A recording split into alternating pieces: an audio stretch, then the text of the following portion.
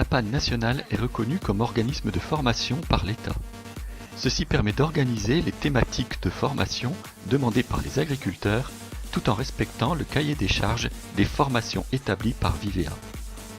Pour l'hiver 2017-2018, ce sont 7 formations déposées pour l'APAD Centre-Atlantique. 4 le sont pour l'accompagnement des GI2E, 2 pour les nouveaux groupes de Charente et Charente-Maritime et 1 pour les agriculteurs engagés dans le réseau Ecophyto 30 000 fermes. Ces 3 dernières formations bénéficient de prestations rattachables, c'est-à-dire de visites individuelles auprès des agriculteurs.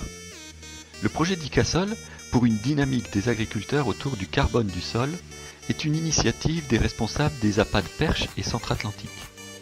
Initié en été 2017 et grâce à un investissement important des agriculteurs, le pari est réussi de mesurer les taux de matière organique en surface et en profondeur des sols des adhérents de l'association.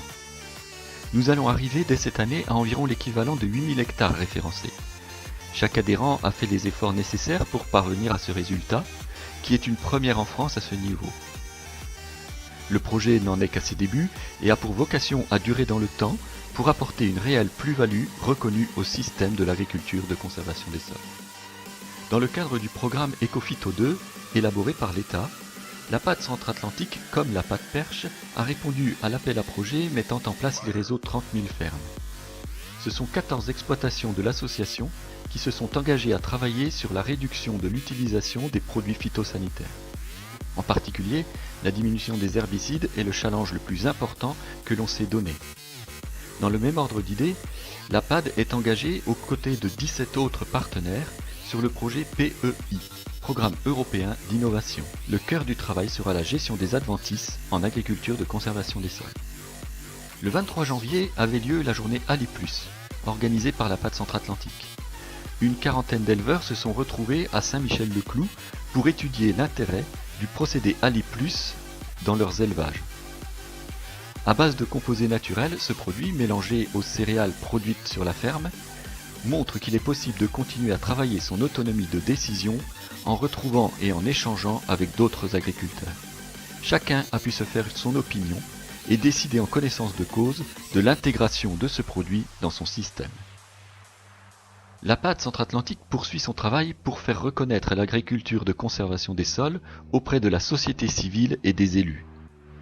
En invitant les responsables politiques sur le terrain, on s'est rendu compte que c'est le meilleur moyen pour les sensibiliser aux intérêts environnementaux du système. C'est à chaque fois un accueil positif de nos pratiques, avec l'envie d'accompagner une agriculture innovante, portée par des agriculteurs volontaires et passionnés par leur métier.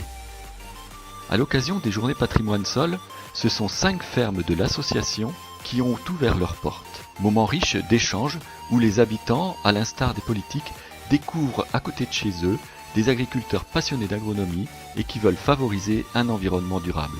Les débats sont passionnants, constructifs, car les habitants comprennent mieux les efforts des agriculteurs. De nombreux articles de journaux ont relaté ces journées. Les journées techniques agricoles s'intéressent également aux pratiques des adhérents de l'APAD.